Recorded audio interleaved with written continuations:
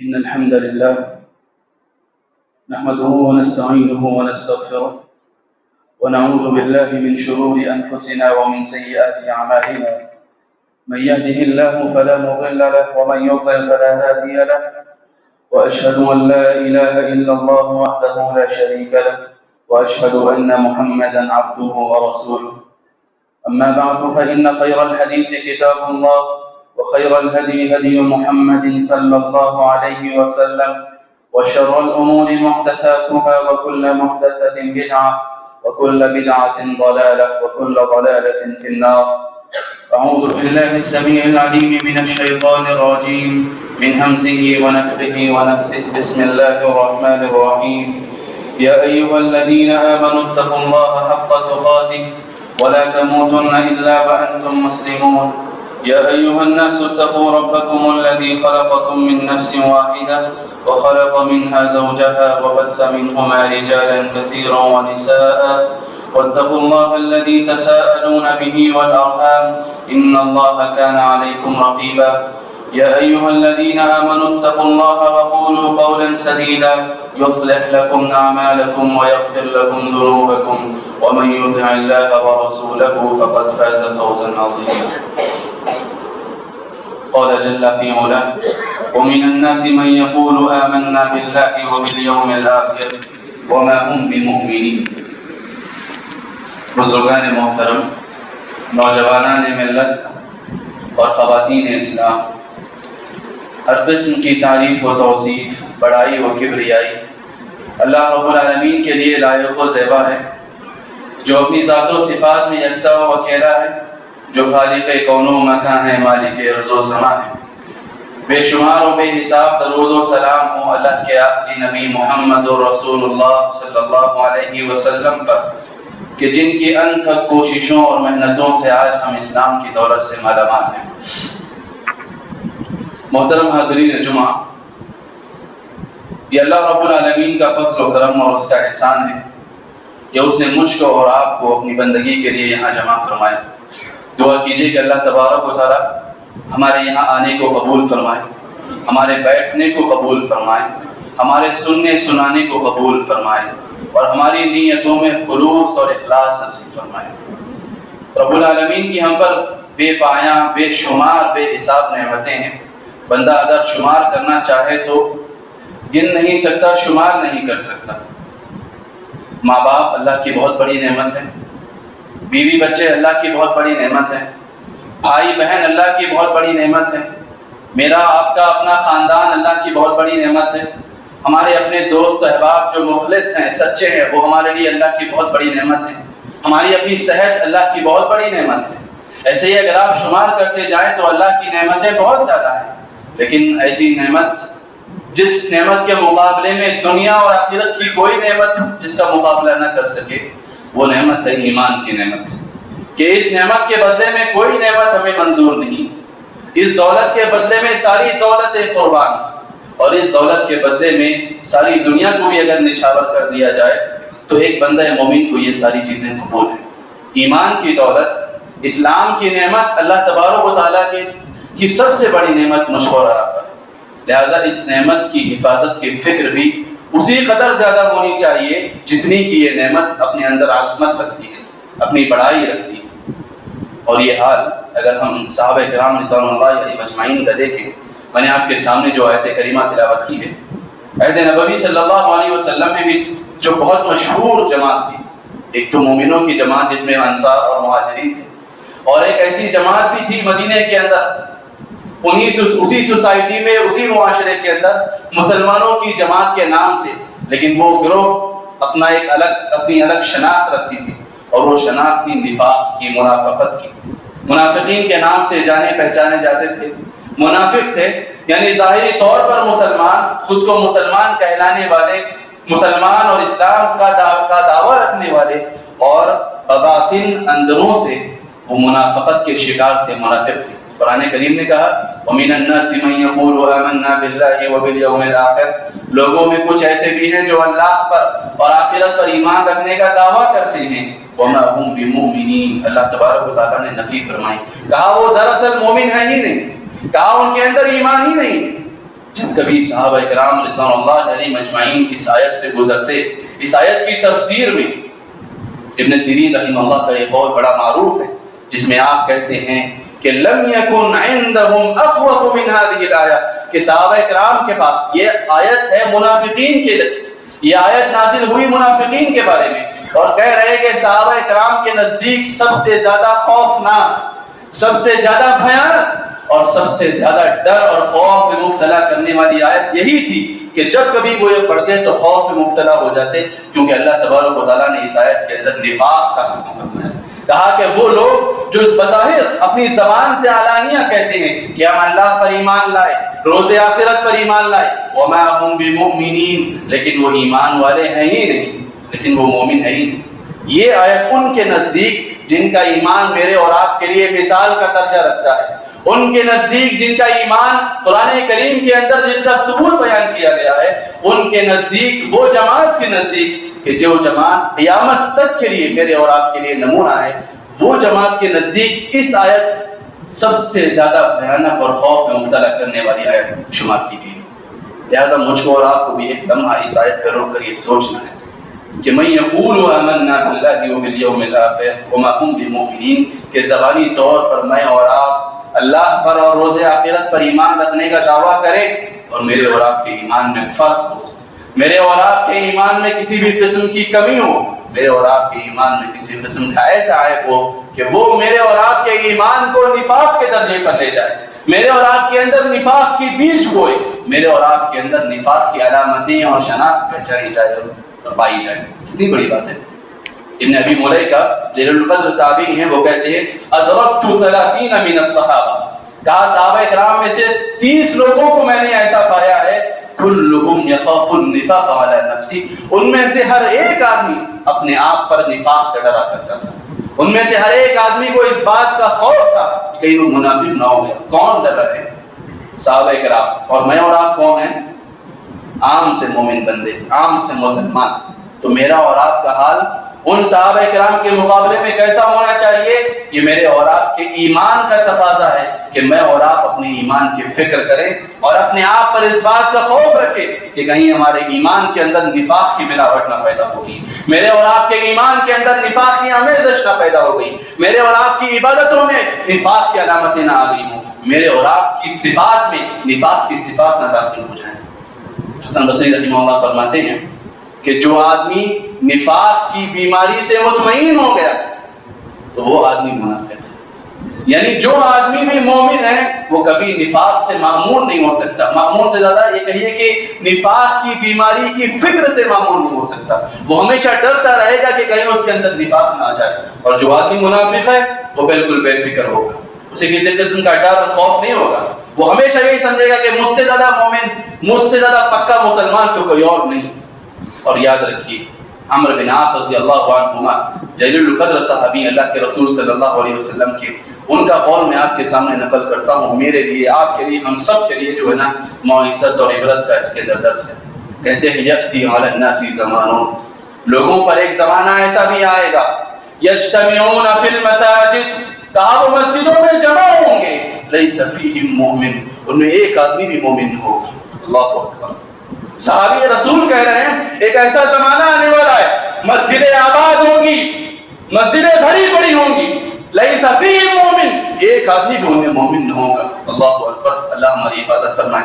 مجھ کو اور آپ کو اپنے ایمان کی کس قدر فکر کرنی ہے، مجھ کو اور آپ کو اپنے ایمان کا کس قدر خوف رکھنا ہے، میرے اور آپ کے اندر یہ نفاق کی بیماری کس خاموشی کے ساتھ سرایت کر رہی ہے، کس خاموشی کے ساتھ داخل ہو رہی ہے، اور ہمارے اندر نفاق کی یہ بیماری کیسے بڑھتی جا رہی ہے، مجھے اور آپ کو اس کی فکر کرنی ہے۔ صحابہ کرام کا یہ عالم تھا۔ یہ حنظلہ رضی اللہ عنہ ہے، اللہ کے رسول صلی اللہ علیہ وسلم کی مسجد میں شامل ہوتے ہیں، آپ کے محفل میں شامل ہوتے ہیں، آپ صلی اللہ علیہ وسلم سے درس سنتے ہیں، کانپ اٹھتا ہے ہر آدمی، ایمان سے کانپ اٹھتے ہیں صحابہ کرام، واپس لوٹتے ہیں اپنے گھر کی طرف، بیوی بچوں میں مشغول ہو جاتے ہیں۔ ایک لمحے کو خیال پیدا ہوتا ہے اللہ کے رسول صلی اللہ علیہ وسلم کی مجلس میں میری کیفیت الگ تھی، اب میں گھر آ چکا ہوں، میری کیفیت بدل چکی ہے، دنیا مجھ پہ سوار ہو گئی ہے۔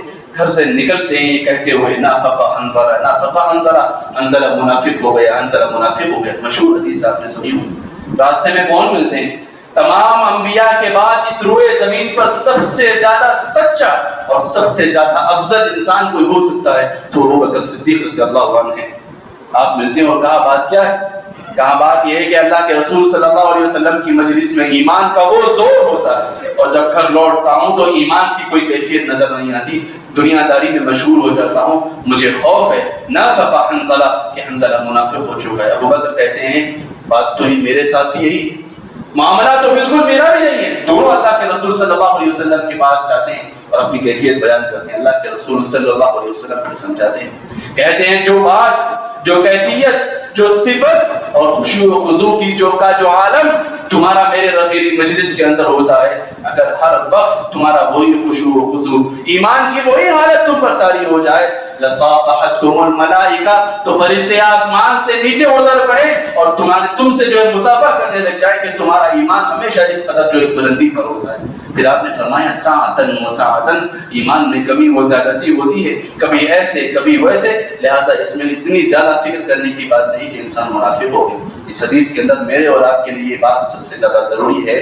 کہ اللہ کے وہ بندے جو صحابہ کرام جنہیں اللہ کے رسول صلی اللہ علیہ وسلم کی صحبت نصیب ہوئی، ان کے دلوں میں یہ ڈر، یہ فکر اور یہ خوف ہے کہ وہ کہیں منافق نہ ہو جائیں، کہیں ان کے اندر منافقت نہ آ جائے، کہیں وہ نفاق کی بیماری میں مبتلا نہ ہو جائے۔ تو میرے اور آپ کے لیے کس قدر ضروری ہے، ہر وہ ایمان والا جس کے اندر ایمان ہے وہ کبھی بھی منافقت سے، نفاق سے مطمئن نہیں رہ سکتا، وہ ہمیشہ اس فکر میں مبتلا ہوگا کہ کہیں میرے اپنے اعمال، میری اپنے صفات، میری اپنی عادتیں مجھے نفاق میں شامل نہ کر دیں، مجھے منافق نہ بنا دیں۔ اور جو یقیناً منافق ہوگا، جس کے اندر وہ خصلتیں ہوں گی، وہ بالکل بے فکر ہوگا۔ کسی بھی سوسائٹی کے اندر، کسی بھی معاشرے کے اندر اگر آپ کو نفاق دیکھنا ہے، منافقت پہچاننی ہے، یا اپنے اندر اپنا محاسبہ کرنا ہے، اپنا حساب و کتاب لینا اور اپنا جائزہ لینا ہے، اللہ کے رسول صلی اللہ علیہ وسلم نے فرمایا، آپ نے فرمایا من کن فیہ، کہ جس آدمی کے اندر یہ چار باتیں ہوں گی، چار خصلتیں ہوں گی، کہا کان منافقا خالصا، تو سمجھیے کہ وہ سچا پکا منافق ہے، اس سے پکا منافق کوئی نہیں۔ اور جس کے اندر ان چار باتوں میں سے کوئی ایک بات، ان چار عددوں میں سے کوئی ایک خصلت، کوئی ایک صفت پائی جائے تو سمجھے کہ اس کے اندر منافقت کی، منافق ہونے کی کوئی خصلت پائی جاتی ہے۔ آپ صلی اللہ علیہ وسلم نے فرمایا اذا اؤتمن خان، جب کسی آدمی کے پاس امانت رکھی جائے تو وہ اس میں خیانت کرے۔ پھر آپ نے فرمایا وَإِذَا عَاهَدَ غَدَرَ، جب کبھی وہ کوئی معاہدہ کرے، وعدہ کرے، اگریمنٹ کرے، وہ پھر کیا کرتا ہے؟ اس کی وعدہ خلافی کرتا ہے، اس معاہدے کی خلاف ورزی کرتا ہے۔ وَإِذَا حَدَّثَ كَذِبَ، اور جب کبھی وہ بات کرتا ہے، جب کبھی وہ بات کرتا ہے تو پھر وہ جھوٹ بولتا ہے۔ اور پھر فرمایا وَإِذَا خَاصَمَ فَجَرَ، اور جب کبھی اس کی لڑائی ہوتی ہے، جب کبھی وہ جھگڑا کرتا ہے تو پھر اپنے منہ سے گالی گلوچ کرتا ہے۔ اب آپ اس حدیث کی روشنی میں بحیثیت امت، ایک معاشرے کی حیثیت سے یا ہمارے اپنے ایک محلے کی حیثیت سے اگر ہم اپنے سامنے ایک آئینہ رکھیں تو پھر آپ بتائیے کہ ہمارا معاشرہ ایک مومنانہ معاشرہ ہے یا منافقانہ معاشرہ؟ اس حدیث کی روح سے یقین مانیے کہ ہم میں سے اکثر لوگ منافقت کے درجے میں پہنچے ہوئے، کیونکہ ہم میں سے اکثریت کے اندر یہ چار باتیں بہت زیادہ موجود ہیں، پائی جاتی ہیں۔ ہم بات کرتے ہیں، جھوٹ بولتے ہیں، ہم امانتوں میں خیانت کرتے ہیں، ہم معاہدوں کی، وعدوں کی خلاف ورزیاں کرتے ہیں، اور ہم جب کبھی جھگڑا کرتے ہیں، جب کبھی ہمارا جھگڑا ہوتا ہے تو ہماری زبانوں سے ایسے ہی پھول چڑھتے ہیں جس طرح گالیاں کیسے چڑھتی ہیں۔ راستوں پہ دیکھ لیجئے، مسلمان معاشرے کے راستوں پہ، مسلمان معاشرے کے گلی کوچوں میں اور مسلمان محلے کی سڑکوں اور نکڑوں میں آپ جا کے دیکھیے، جب کبھی کوئی مسلم نوجوان لڑتا جھگڑتا ہے تو اس کی زبان سے ماں بہن کی عزتیں آلودہ ہو جاتی ہیں۔ ماں بہن کا وہ رشتہ میرے اور آپ کے نزدیک جو سب سے مقدس ترین رشتہ ہے، میں اور آپ اس رشتے کی دھجیاں اڑاتے ہیں، اس رشتے کی ردا کو چاک کرتے ہیں اور پھر اس رشتے کو اپنے پیروں تلے جو ہے کچلتے ہیں، کس طرح ایک دوسرے کی ماں بہنوں کو ایک کر کے۔ اللہ ہماری حفاظت فرمائے۔ منافقت کس قدر ہمارے اندر جو ہے ہم ڈوب رہے ہیں منافقت کی دلدل میں۔ یہ چار باتوں سے، ان چار خصلتوں سے اس قدر دور بھاگنا ہے کیونکہ یہ مجھے اور آپ کو نفاق سے قریب کریں گے۔ تو نفاق سے قریب ہونے سے بہتر ہے کہ میں اور آپ منافقت سے دور ہونے کے لیے ان چاروں چیزوں سے دور ہوں۔ جب کبھی بات کرے تو سچائی اختیار کرنے کی کوشش کرے. عادت نہ بنا لے کہ جب کبھی بات کرے انسان جھوٹ کبھی رہے. اور یاد رکھیے امانتوں میں خیانت. آپ کے پاس کوئی امانت رکھے اس میں خیانت. آپ کے پاس کوئی ذمہ داری ہے اس میں خیانت. آپ کی کوئی مسئولیت ہے اس میں خیانت. آپ کسی مسجد کے, مدرسے کے, ہاسپٹل کے, درسگاہ کے, اسکول کے, کالج کے, یونیورسٹی کے, کسی سرکاری آفس کے, کسی اہم پوسٹ پر, کسی اہم ذمہ داری پر, کسی اہم جگہ پر, اگر آپ یہاں تک کہ میں آپ سے کہنا چاہتا ہوں آپ ایک مسجد میں خطابت کے ذمہ دار ہیں, امامت کے ذمہ دار ہیں, مؤذنی کے ذمہ دار ہیں. آپ کے ذمے جو ذمہ داری ہے, آپ کہیں ٹیچر ہیں, آپ کہیں معلم ہیں, آپ کہیں مدرس ہیں, جس آدمی کے ذمے جو ذمہ داری ہے وہ ذمہ داری اس کے پاس اللہ کی امانت ہے. اپنے اسے چاہیے کہ وہ اپنی اس ذمہ داری میں امانت داری برتے, خیانت نہ کرے.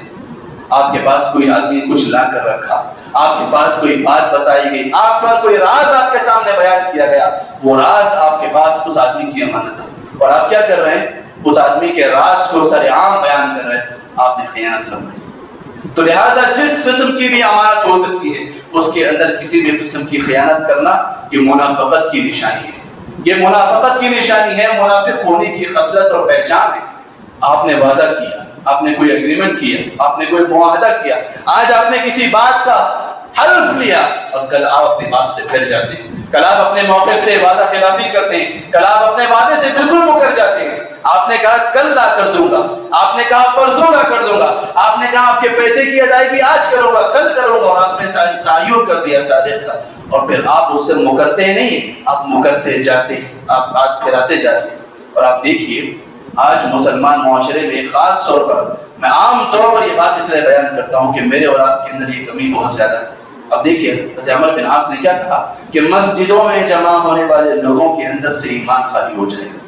یعنی ایسا زمانہ آئے گا ان لوگوں کی بات نہیں ہوگی جو میں قدوں میں, صنم خانوں میں اور شراب خانوں میں لگے ہوئے ہیں, سنیما خانوں میں, تھیٹروں میں جمع ہیں, ان کی بات نہیں کی جا رہی ہے. بات ان کی جا رہی ہے جو میں ہے, جو آپ ہے, جو آپ سب ہیں, جو میں اور میں سب ہوں, ہم سب ہیں. یعنی وہ لوگ جو مسجدوں میں جمع ہونے والے ہیں. کہا جو مسجدوں میں جمع ہونے والے ہیں مسجدوں میں جمع ہوں گے اور ان کے اندر سے ایمان خالی ہو جائے گا. لہٰذا سب سے پہلے جو مسجدوں کا رخ کرتے ہیں انہیں اپنی ایمان کی فکر کرنی ہے کہ کہیں ان کے اندر منافقت نہ پیدا ہو جائے.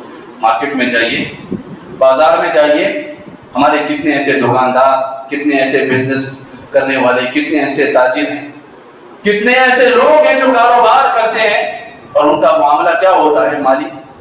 کسی سے پیسہ لیا واپس نہیں لوٹاتے, کسی کا پیسہ لیا تو دھوکہ دیا, کسی کا پیسہ لیا تو ڈبا دیا, کسی کا پیسہ باقی ہے, کسی کو صورت نہیں دکھاتی, کسی کا فون نہیں اٹھاتے. آدمی پیسہ دے کر جو ہے چپل گھس سکتا ہے, پیسہ لینے والے کو فکر نہیں. اللہ سے ڈریے, اللہ کے بندو, اللہ سے ڈریے. سانس رک جائے گی تو پھر صرف اسی چیز کی بدولت جو ہے اللہ کے رسول صلی اللہ علیہ وسلم نے فرمایا کہ صرف اسی بات کی وجہ سے جو ہے میں تم میں سے کسی کا جنازہ نہیں پڑھاؤں گا کہ ابھی تم پر جو ہے قرضہ بچاؤ گے. اللہ جو ہے ہم میں سے ہر ایک آدمی جس پر کسی بھی قسم کا قرض ہے اللہ اسے ادائیگی کی توفیق نصیب فرمائے. ہم تمام کے لیے جو اس بات کا سچا ارادہ رکھتے ہیں کہ وہ اپنا قرضہ واپس کریں, اللہ ان کے لیے آسانیاں فرمائے, ان کے لیے ذرائع اور اسباب فرمائے. کیوں؟ کیونکہ پھر یہ انسان کی سانس روکنے کے بعد سب سے بڑا وبال, سب سے پہلا وبال یہی ہوگا کہ اس نے کسی کا جو ہے مال لیا ہوا تھا, کسی کی ذمہ داری لی ہوئی تھی اور اس نے ادا نہیں کی. کہنا یہ ہے کہ ایک معاشرے کی حیثیت سے, ایک سوسائٹی کی حیثیت سے میں اور آپ اپنا اگر جائزہ لینا چاہیں تو پھر میرا اور آپ کا پرسنٹیج بہت ہائی ہے منافقت میں, نفاق میں. اللہ کے رسول صلی اللہ علیہ وسلم کے صحابہ دعائیں کرتے تھے کہ اللہ ہمیں جو ہے نفاق سے بچا, منافقت سے بچا. خود اللہ کے رسول صلی اللہ علیہ وسلم کی دعا ہے اللہم انی اعوذ بک من النفاق والشقاق وسوء الاخلاق. آپ دعا فرمایا کرتے ہیں اللہ میں تیری پناہ چاہتا ہوں نفاق سے, بدبختی سے اور برے اخلاق سے. میں اور آپ سب سے پہلے مجھ پر اور آپ پر لازم ہے کہ میں اور آپ اپنے ایمان کی فکر کریں, کیونکہ میرا اور آپ کا ایمان نفاق سے آلودہ ہو رہا ہے. میرا اور آپ کا ایمان دعووں پہ لگا ہوا ہے. میرا اور آپ کا ایمان اس کے سر پر خطرات منڈا رہے ہیں منافقت کے, نفاق کے. اس فتنے کے دور میں جہاں ہمارے ایمان پر ہر طریقے سے حملے ہو رہے ہیں وہاں پر ایک انٹرنل حملہ, بہت سارے حملے اور بہت سارے اٹیکس تو باہری ہیں, خارجی ہیں, دشمنوں کی طرف سے ہیں, اسلام دشمنوں کی طرف سے ہیں جو باہر سے حملہ کر رہے ہیں. وہ سارے حملے تو ایکسٹرنل ہیں, ایک حملہ جو ہمارے اندروں سے، ہمارے وساوس، ہمارا اپنا شیطان، ہمارے اپنے منافقت کی بیماری جو دلوں کے اندر پیوست ہو گئی ہے، جو مجھ کو اور آپ کو نفاق اور منافق بنانا چاہتی ہے، یہ حملہ ہمارے اندروں سے، اور مجھ کو اور آپ کو اپنے اندروں سے سب سے پہلے لڑنا ہے، سب سے پہلے اپنے نفس سے جہاد کرنا ہے اور اس حملے سے اپنے آپ کو بچانا ہے۔ کیوں؟ کیونکہ میں اور آپ دھیرے دھیرے روز روز آہستہ آہستہ منافق ہوتے جا رہے ہیں، منافق تر منافق ہوتے جا رہے ہیں۔ کچھ لوگ ایسے ہیں جو منافق ترین ہوتے جا رہے ہیں۔ اللہ میری اور آپ کی حفاظت فرمائے۔ یہاں پر کسی بھی آدمی کی، کسی بھی شخص کی مذمت بیان کرنا نہیں، بیان یہ کرنا ہے کہ میرے اور آپ کے ایمان پر خطرہ ہے۔ سب سے بڑا خطرہ کیا ہے؟ نفاق کا۔ یہ وہی خطرہ ہے جس خطرے سے اللہ کے رسول صلی اللہ علیہ وسلم پناہ مانگ رہے ہیں۔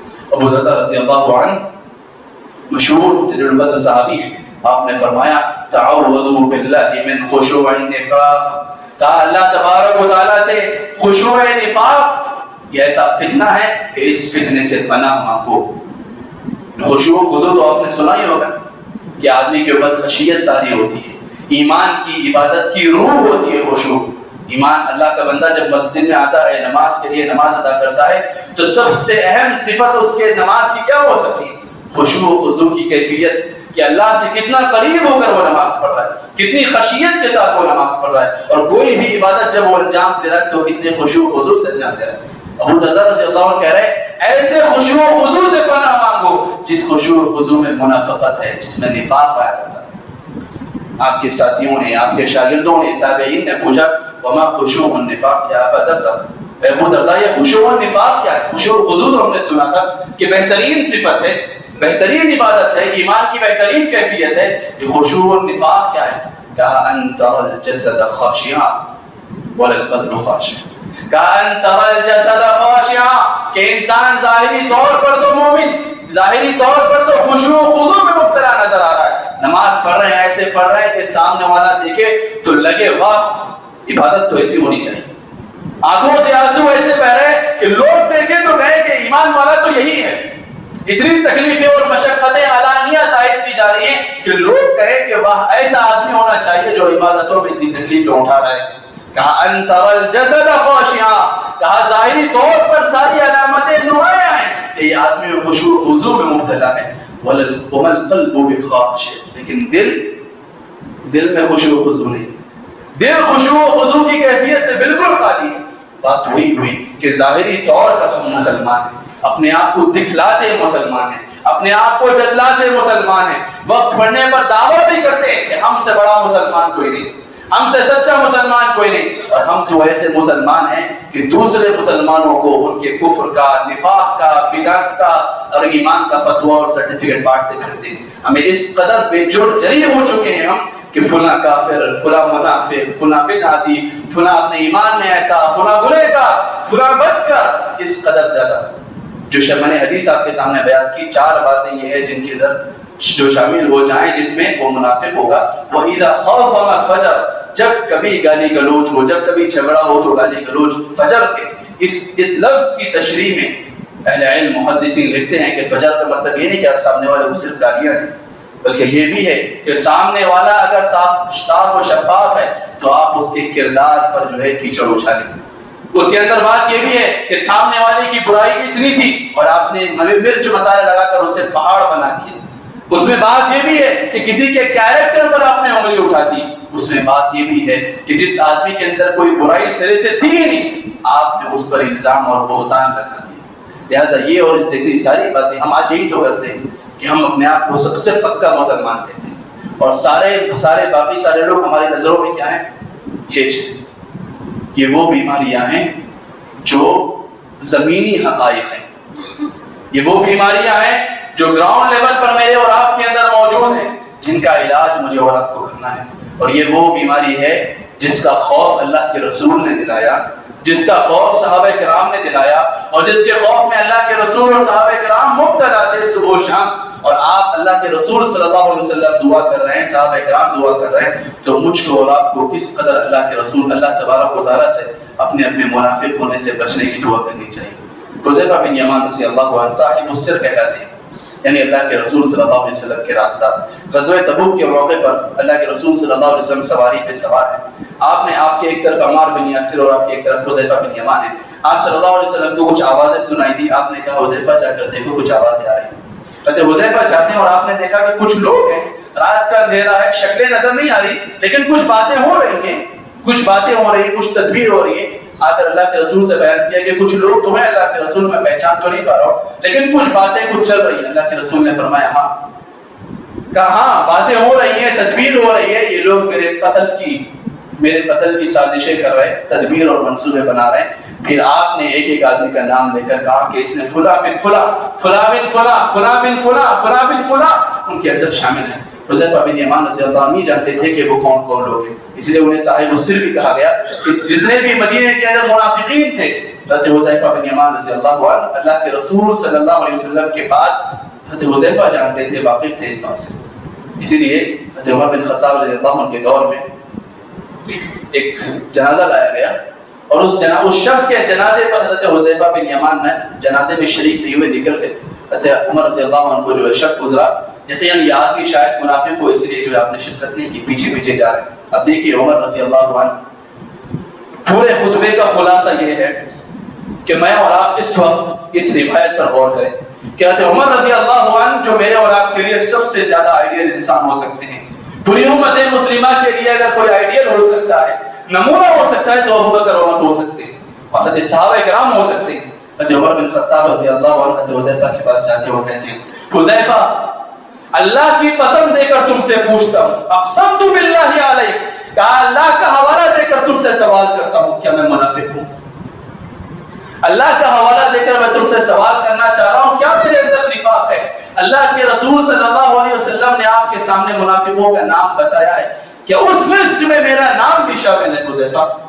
حذیفہ رضی اللہ عنہ کہتے ہیں آپ کی فکر اور تڑپ کو دیکھ کر, عمر آپ ان میں سے نہیں, ولیکن لا ابرئ بعدک, کہا آپ کے بعد ولیکن لا ابرئ احدا بعدک, آپ کے بعد میں کسی کو بھی یہ بات نہیں بتاؤں گا کہ کوئی منافق ہے یا نہیں. کیوں؟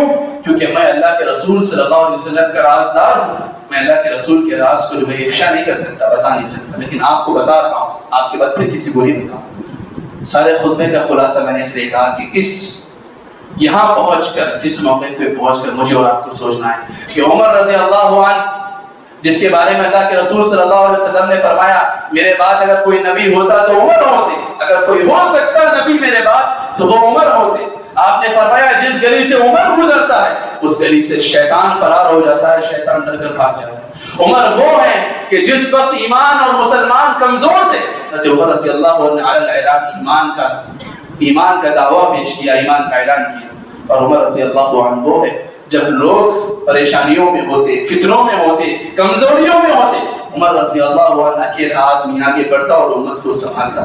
ویسا عمر بن خطاب رضی اللہ عنہ اس بات کی فکر رکھتا ہے اپنے اندر کہ کہیں میں منافقت کے مرض میں مبتلا نہ ہوں, کہیں میں تو منافق نہ ہو گیا ہوں. تو مجھ کو اور آپ کو کس قدر اس بات کی فکر کرنی چاہیے کہ میں اور آپ کہیں منافق نہ ہو رہے ہوں, میں اور آپ کہیں نفاق کے درجے میں داخل نہیں ہو رہے ہوں, میں اور آپ کہیں نفاق کی خصلتیں اور عادتیں نہ اپنا رہے ہوں. یہ سب سے زیادہ ضروری ہے. حسن بصری رضی اللہ رحمہ اللہ کا وہ قول آپ کے سامنے دوبارہ دہرا رہا ہوں. یاد رکھیے جو کوئی بھی مومن ہے وہ اس بات سے کبھی بھی لاپرواہ نہیں ہو سکتا کہ وہ منافقت کے ڈر سے جو ہے بے ڈر رہے, اور جو کوئی بھی منافق ہے وہ ہمیشہ مطمئن اور بے فکر رہے گا کہ اسے اپنے ایمان کی ویسے بھی کیا فکر ہوگی. تو لہٰذا مجھ کو اور آپ کو اس بات کی حد درجے فکر کرنی چاہیے کہ میرے اور آپ کے ایمان کی کیفیت کیا ہے, میرے اور آپ کے ایمان کا علم کیا ہے. یاد رکھیے میرے اور آپ کے پاس سوائے اس دولت کے اور کوئی دولت نہیں, اس دولت اور اس نعمت کے سوائے اور کوئی نعمت ہمارے پاس نہیں. اس نعمت کو چھوڑ کر اگر ہم جائیں گے نعوذ باللہ تو پھر سمجھیے ہم کنگال ہیں, اور اس نعمت کو بچا کر لے کے چلے جائیں اگر اللہ کے پاس تو سمجھیے ہم سے زیادہ دولت مند اور ہم سے زیادہ کامیاب آدمی کوئی نہیں ہے. کیونکہ اللہ نے کہا فمن زحزح عن النار وادخل الجنہ فقد فاز, جو جہنم سے بچا لیا گیا اور جنت میں داخل کر لیا گیا وہی کامیاب ترین آدمی ہے. اسی بات پر میں اپنے موضوع کو ختم کرتا ہوں. اللہ سے دعا کرتا ہوں کہ اللہ تبارک و تعالیٰ مجھ کو اور آپ کو ایمان کی فکر کرنے کی سچی فکر مندی نصیب فرمائے, مجھ کو اور آپ کو سچا پکا مومن مسلمان بنائے, مجھ کو اور آپ کو اپنے ایمان کا فکر کرنے والا بنائے, ہم سب کو ایک بنائے, نیک بنائے. میں نے آپ کے کچھ 2 منٹ زیادہ لیے, آپ سے گزارش کرتا ہوں کہ اللہ تبارک و تعالیٰ سے دعا کریں کہ میرے اور آپ کا جو بھی وقت یہاں پر اللہ کے دربار میں گزرا ہے, جو بھی وقت یہاں پر لگا ہے, دعا کیجیے اللہ تبارک و تعالیٰ ہماری زندگی میں اس کے بدلے میں برکت عطا فرمائے، ہماری زندگیوں میں اس کے بدلے میں خیر و برکت نصیب فرمائے، ہمیں ہمارے گھر والوں کو، ہمارے ماں باپ، بیوی بچے، ہمارے گھر والے، ہمارے دوست احباب، سب کی زندگیوں میں آسانیاں اور خیر کی بارشیں نازل فرمائیں۔ اللہ تبارک و تعالیٰ آپ تمام کو خوش رکھے، آپ تمام کی زندگیوں میں برکت نصیب فرمائیں۔ آپ تمام نے جس طرح رب العالمین کے گھر کو آباد کیا ہے، اللہ تبارک و تعالیٰ ہم تمام کے گھروں کو آباد اور شاداب رکھے۔ اللهم آمين. بارك الله لنا ولكم في القرآن العظيم ونفعنا وإياكم بما فيه من الآيات والذكر الحكيم إنه تعالى جواد كريم ملك بر رؤوف رحيم رب العالمين.